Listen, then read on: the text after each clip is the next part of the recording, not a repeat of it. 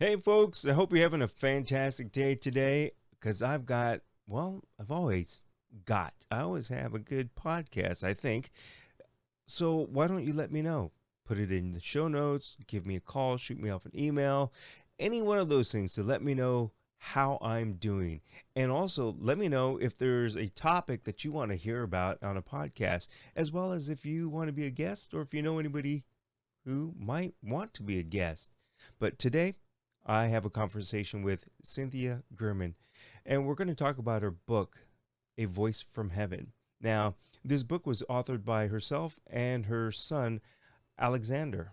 Um, but the interesting thing is, he helped her author this book after his death. Yeah, you heard me say that right. After he died, he helped her author this book. So that might sound strange to all of you out there, or maybe just to some of you, but he died of an overdose at a young age of 22. So we're going to talk about overdose. We're going to talk about how this affects the loved ones, the ones that are left behind. Also, we're going to find out a little bit about heaven and some of the messages that she received. So please remember, follow, like, and also thank you for always being here and thank you for continuing to support this channel. And remember, if you are a pet owner, please be responsible and have your pets spayed or neutered. All right, let's do it. Cindy Girman, welcome. And Thank you. It's great to be here, Chuck. I've been really excited about it. I have too, because you have such a story to tell about your book, A Voice from Heaven, and your son who helped you co-write that. And we'll get into that in a little bit, but you know, you have experienced what I would say is really profound grief. Many people have, but you have. But I was wondering if you can really tell us how grief has changed you. It's, grief, it really changes you forever. It's like always after that, after someone really close to you dies, it's always the before and the after.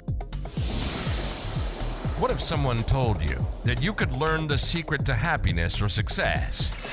Maybe you have an interest in mental health or the unknown, or even the desire to communicate with the dead.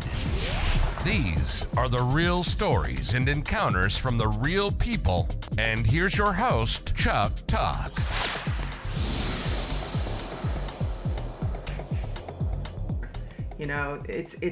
It just affects you, every part of your life, physically and emotionally. And after our son died, I was like in a complete fog for months and months and months, practically a year. And I didn't know if I was going to be able to go on. It really affects you that much, and it's a shame that a lot of people don't realize that, like employers don't realize that. There are not like lengthy kinds of support systems in place for Right. employees that That should is so be really. true. Yeah, it's because each and every one of us go through grief differently, and the Mhm. time that it takes for us to, I don't want to say heal, but to maybe come to terms with it, uh, differs. Some Yes. really can immediately accept it because it might have been something that was coming. The significant other person's death was impending. You knew that it was coming, so you could prepare for it. But when it's something sudden, that Yeah. is what's difficult. So, That's very difficult. And I like to say that you never get over it. You learn how to walk beside it oh, because it's always going to be there with you, that yes. grief. Yeah, it is. Uh, can I ask you, or were there certain things that you did to help you overcome your grief? Yes. In fact, it happened coincidentally. We were actually gifted a session with a medium. And I know some people don't believe in mediums, and I was very skeptical at first. But it really helped me to understand that he was there in the afterlife. He was surrounded by unconditional love. You know, you never stop worrying about your kids ever. I mean, even after Alec died, I was like, is he lost in the ether? Is he all alone? Is it, you know, what's happened to him? You know, I mean, what happens when we die? But knowing that he was surrounded by unconditional love and just totally encompassed by that and total acceptance and forgiveness really helped me to come to terms somewhat with it. I was still having a lot of grief, but at least I knew that he was okay. And that gave Yeah. me a lot of comfort. You know, I said this at the very beginning while we're just having a conversation, but I'm going to say it again. This is really odd. Where are you noticing how my picture dims like that and comes back with the light? And for you folks who are listening or watching, this is something that has never happened.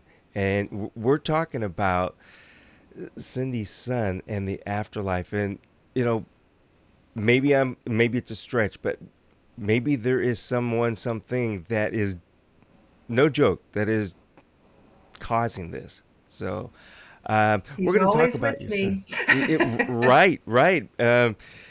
Yeah, as you said, yes. And I've had a death of, you know, someone very close and dear to me as well.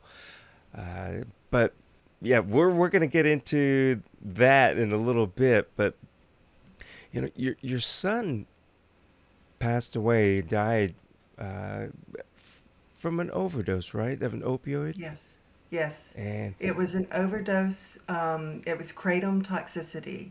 The alkaloid is mitragynine and 7-hydroxy mitragynine, but it was kratom toxicity. Kratom is an unregulated substance that's available without a prescription.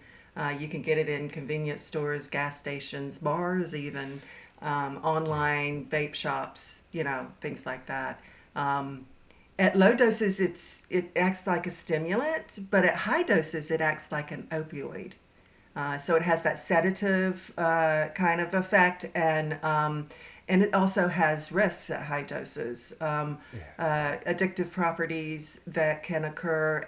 It also interacts with commonly prescribed substances like products for anxiety and depression that people using kratom would, you know, may have anxiety and right. depression and be taking those drugs. And it can cause seizures and ventricular arrhythmia and death at those high doses, especially chronically. And I'm not really familiar with, but for folks who have never heard of kratom, it is plant based. So Yes, it's not an artificial synthetic um, drug, really. right. It's plant based, and just because it's plant based doesn't mean that it's 100% safe. Right, and it's especially I think there's especially a risk when you take it with other substances, whether they be illicit, other opioids or whatever, or whether they be prescription drugs, because it does have some interactions with some common prescription drugs, and that's where you get into trouble when you take it with other things. Kratom can cause increased potency of those other products, and that can really get you into trouble. The other thing to watch out for is that there are manufacturers that are advertising high strength kratom and high potency kratom, and what they're doing is they're adding things to it, like other opioids or fentanyl, or they're boiling it down and making it really concentrated as an extract. So you don't know how much you're getting when you get the product. You don't know what kind of concentration there is, and so you can get into those high dose issues pretty quickly without knowing it. See, I'm not a medical expert, doctor, or anything like that, but you know, folks may think and say, "Oh, it's plant based. I'm going to liken it to marijuana." It's not. So, No, um, no. don't, you know, like Cindy's saying, really those high doses and concentrations, anything like that, don't mix it with your any other drugs. If you're if you're depressed, don't vape it, don't smoke it, don't use it. Anything. It's well, I'm gonna say stay away from it. Probably. Yeah, Period. I mean, the low Period. doses, a lot people get benefit at low doses for pain and Hmm. anxiety, but keep it to the low doses and Okay. do your homework. Make sure that you're getting it from a reputable, manufacturers, that they're not added ingredients that you don't know about. Yeah. That's really good advice on that. Yeah, reputable and do your due diligence in your homework and just make sure you know what else you're taking before you take this or anything else. Right. So Exactly. it's you've gone through the grief. Well, here again, I'm choosing the wrong words by saying you've gone through it. You haven't gone through it. You're probably forever in it. Somehow, some way, you grieve. You just accept and deal with it. But what are some of the things that what do I want to say to watch out for during one's recovery? Maybe yourself and grief, and maybe if you can give some pointers on an addict who's going through recovery as well. Yeah. So it's a hard question because everyone is different, right? Yes. Everyone reacts differently to recovery and to grief. Our son was doing really well in recovery. He had been in recovery for 20 months, and was he had a job that he really liked, and he was doing well, but his recovery was during COVID, and there was a lot of isolation because there was a lot of shutdown and things like that. When he was working, he was really excited when the company was about to open up again, and people were going to come back on campus and everything. But then 3 weeks later, they shut down because people were getting COVID. So there was a lot of isolation with him, and that led to, I think, a lot of uh, uh, depression, and Mhm. that's when sort of triggers really you're vulnerable to those triggers and cravings. I think if they didn't have cravings, I think the 12-step program and the counseling and all of that would work so much better. But those cravings can come on, and they're overwhelming, and they can come on at any time. We're actually, interestingly, Chuck, we're actually collaborating with two professors at the University of North Carolina on a technology that will reduce cravings in addiction. That may be a more effective way to combine with the traditional, 12-step program and counseling. But if you can reduce those cravings, then the relapse won't be as common, right? Yeah. May I ask what this study involves? Is it a therapy type of thing, or is it something technologically new? Yeah, it's not exactly new, but it's new for addiction, I think. Hmm. It's brain stimulation, and it's targeting certain of the brain waves. Hmm. And I can't get into all the technicalities of it, but it's you go through sessions of brain stimulation at a very, very, very low safe frequency, but when you use opioids, your brain patterns change. And if you can nudge those brain patterns back to normal, then you'll not have those cravings as much as you did. And so then it's much easier to overcome the cravings and the triggers and everything that you might have. Interesting, because I hear a lot of times people talk about um, the different frequencies and how it will, you know, reshape our brainwave and set us straight or whatever it is, or put us in a certain mood, whether it's relaxed or whether it's in a heightened awareness state. So it sounds like maybe it's something similar to that, but Yeah, more they've more been direct using this. stimulation. Yeah, they've been using this for depression, and they've had some promising results. Yeah, it has been used. It's called transcranial alternating current stimulation, and the alternating current seems to work better than just a consistent current. But it's very Mm-hmm. low, very safe, and seems to have promise. So we are supporting that, and 50% of the proceeds from my book are going to that. That's right. Perfect time to mention your book. It is A Voice from Heaven. We're going to talk about that in just a moment. And who helped you author the book? So, and that's going to That's be very exciting to hear from you Yeah, about that's that. the astonishing, amazing story, right, Chuck? Yeah. It was my son after he passed. Yeah. I'll just tell this story. We, as I mentioned, we had been gifted a session with a medium about 1 year after he died. You know, that 1 year anniversary is really tough, and I was really struggling with pain and grief, and so I went and had a session with another medium, and not only did she suggest that I write a book, she suggested that I write it in 6 weeks. And I was like, whoa, Wow. 6 weeks. And then she said, and I think you should write it in Alec's voice. I think you should let his voice be heard from heaven. And I said, how in the world would I do that? And she said, I can tell you exactly what to do. It's called automatic writing. And she told me to sit down at 4 or 5 o'clock in the morning, when, before dawn, when I'm still half asleep, no caffeine, don't get up and try to wake up. Just sit down and say, with full intention, that I'm going to write with my son today. I'm going to write with Alec today. And, ask Alec to be there with you writing, and put a plea into your spirit guide and his spirit guide to help the words flow from him. And so that's what I did. The first day I was like, I don't know if this is going to work. Yeah. And I sat down and I did all of that, and I started kind of writing, here I am sitting here waiting to see if Alec's going to join.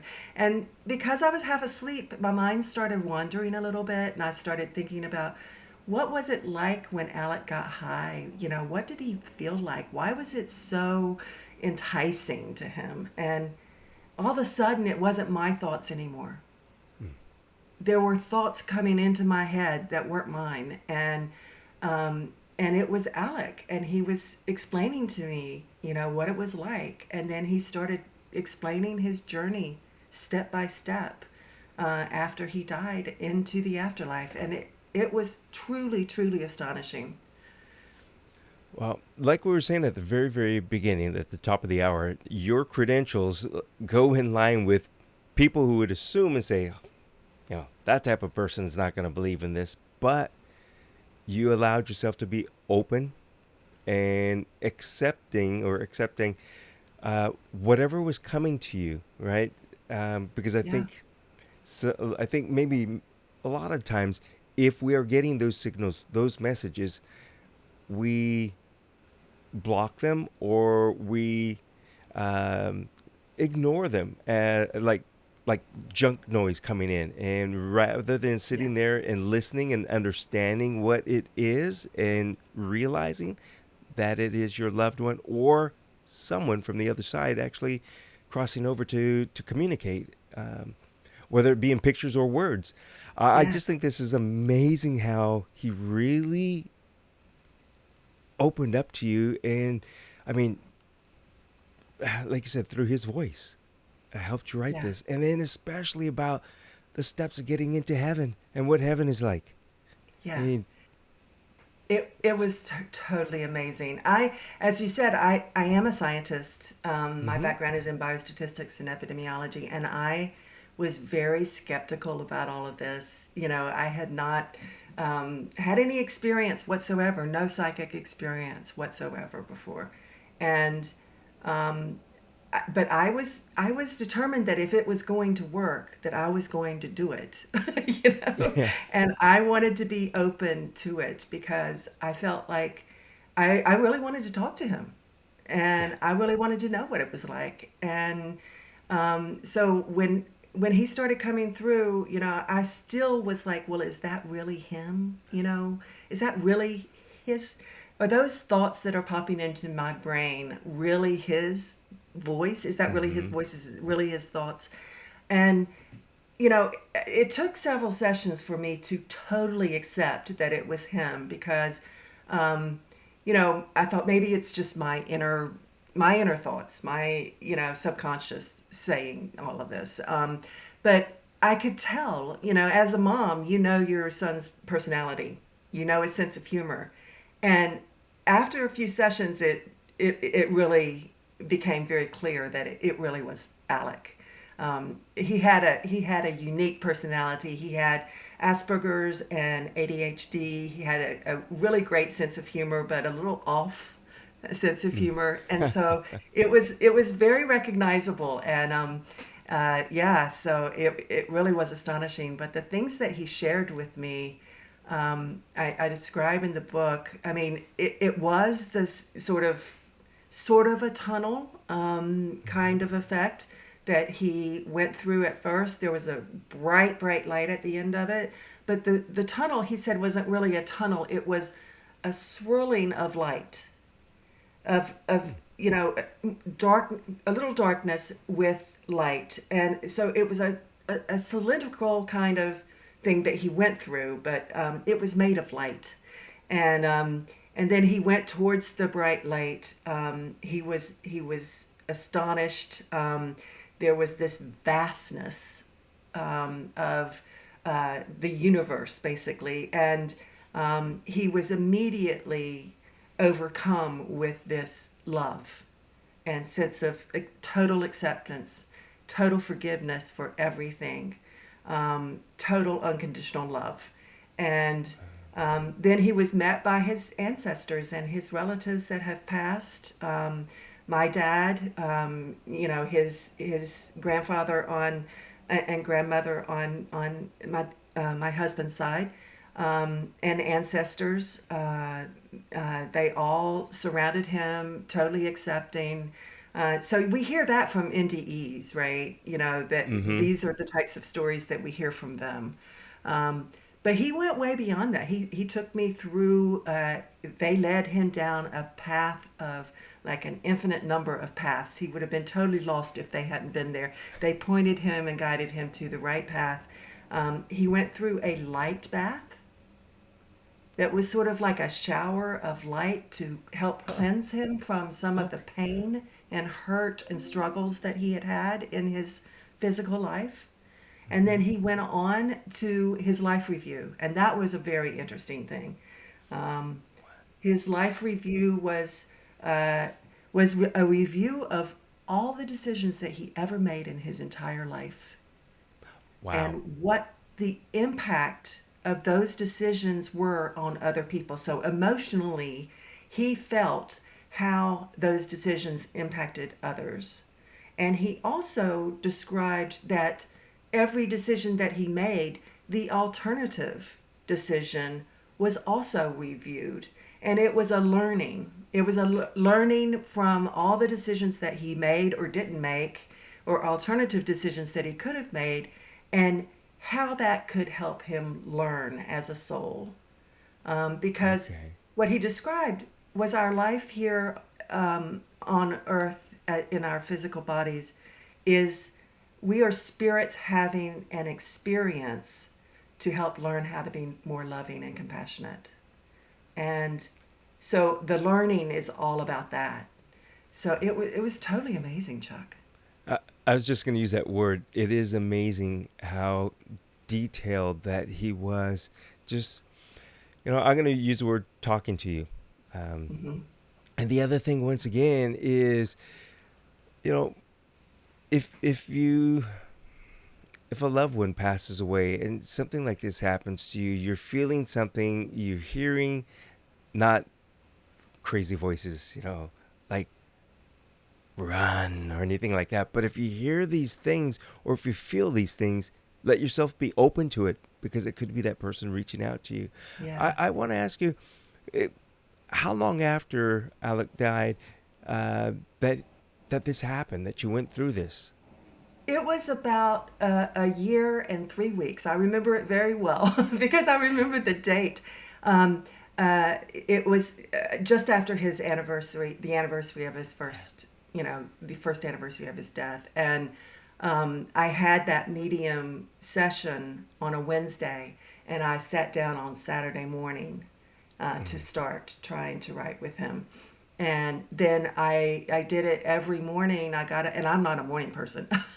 I got up every morning for 8 weeks straight, pretty much. I missed a few days, but for 8 weeks. And we wrote together and got to the first draft of the book.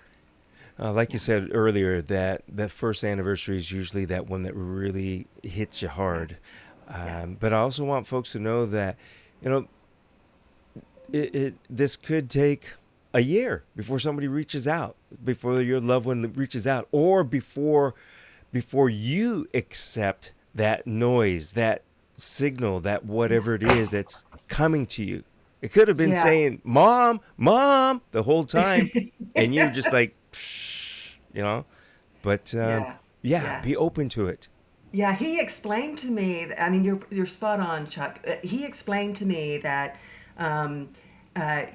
right after the death, he could not have reached me because I was in too much grief. And so, when you're in profound grief, you can't get that communication going. So I think what really helped me to get to the point where I could be receptive was accepting that I was going to be in grief the rest of my life, but I needed to live my life. And he wanted me to live my life. And he was okay.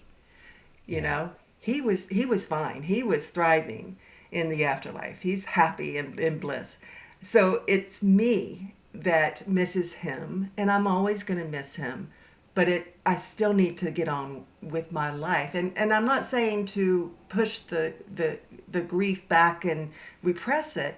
What I'm saying is that I had to learn how to walk beside it so that I could live my life. And that's when I think I became more receptive to this. I like how you say you really walk alongside. And earlier we were talking about the recovery of the addict and stuff. And so the recovery of the person that's alive, that's going through it, is very difficult as well. And recovery to me on that is there are still triggers. We all go places with our loved one, whether it's a carnival or to a particular walking trail or whatever it is, and those things can trigger it. And as you said, your son Alec said and wants you to be happy and to live your life. And I think many people need to learn that it's okay to let go of that, because they are always going to be there. As long as you have a heart, they're always going to be there with you. So, and I would also think that the person, the loved one that passed, would want you, the living person, to do just that, live. Yes. Yes, they do. They really do. They want you to live your life. He told me to get out in nature more, to travel, to do the things that I really enjoy, because this is an experience. Don't waste this experience, And it really, the whole experience, Chuck, led me. It was life transforming for me, truly. It made me really look at what my purpose is in life, what I'm doing with my life, what I'm focusing on. And I have kind of switched my focus. I'm still working as a consultant in epidemiology and biostatistics, but I'm also focusing probably half my time on the addiction research, raising awareness about Kratom. We are working with a studio to try to come up with a pitch deck and a teaser for a documentary on Kratom to help raise that awareness. We're trying to raise funds to help support the addiction research so that the professors can apply for a NIDA grant to do a national trial to make this technology accessible to people who need it. So I mean, that helping others is what coming out of that whole experience it was clear that that's what I needed to do. Help others Yeah. in grief, help others with addiction. Yeah. I guess that goes along with what we first talked about is what has changed since the death of your son. And I would, not to be insensitive, but I want to add to this, and we hear this a lot, the phrase of live every day like it's your last. But don't wait for or until or the death of someone to Right. allow yourself or to just to allow yourself to do the things that you have passion for and love. You can do that now. Don't wait for something else. But Right. sometimes it does take that shock to wake you up to say, I want to help, whatever. So Yeah, it's, my I'm, favorite quote that Alec gave to me during the writing of the book was, "Don't let life happen to you. Make life happen for you." And that has become my motto because, I have always had anxiety myself. I've always been an anxious person. He even alluded to a lot of my fears in the book, that I need to overcome those and let them go. And I think it's true. I think we get wrapped up in the stress of our everyday lives and what we are trying to accomplish and do, as opposed to taking a step back and thinking about life as an experience. When you do that, the stress is not as great as it is when you're in it. You know what I mean? Yes. Take a step back. It's an experience. Don't worry about things so much. Just live your life and enjoy it. That's well put. Yes. Cindy, is there a website that you have perhaps that folks can go to, order your book, because 50% of the proceeds go to helping, whether I'm not sure if it's for the studies, but if you Yes. could let us know what your proceeds, where they go, maybe, but definitely let us know where folks can go to Sure, get more yeah, and you information. can donate directly as well on the website Okay. to the research. The website is called www.wingsofpeacepress, all one word, wingsofpeacepress.com. And there's a book trailer, and there are some blogs and interviews, and there's a big donate tab that you can use to donate if you'd like to donate to the research on treatment for addiction. Yeah. Thank you. This has been really great. I think this is something we could really go on and on and on and Yeah, on we to talk could. about, because Yeah. one thing, addiction and grief, unfortunately, never ends. No. There's always somebody else. There's always someone else that is going through grief, that has addiction, that is going through recovery. And I thank you for, sharing the story and really, really trying to help everyone on both sides, all sides, every side. So Well, thank you thank on you, that. Chuck. It was really a pleasure talking to you. You're welcome. Hey, I hope you found that podcast to be of interest to you. And I know a lot of us go through grief. A lot of us have some trauma. A lot of us need help. And it's okay to ask for help. So if you're feeling depressed or anything like that, please reach out to someone, reach out to a professional, and get your help that you need, because it is okay to ask for help. Once again, a quick reminder, if you are a pet owner, please be responsible. And you know what? Have your pets spayed or neutered. Thanks for following. Thanks for watching. And please share and like. Until next time, have a great day and be safe. Bye-bye.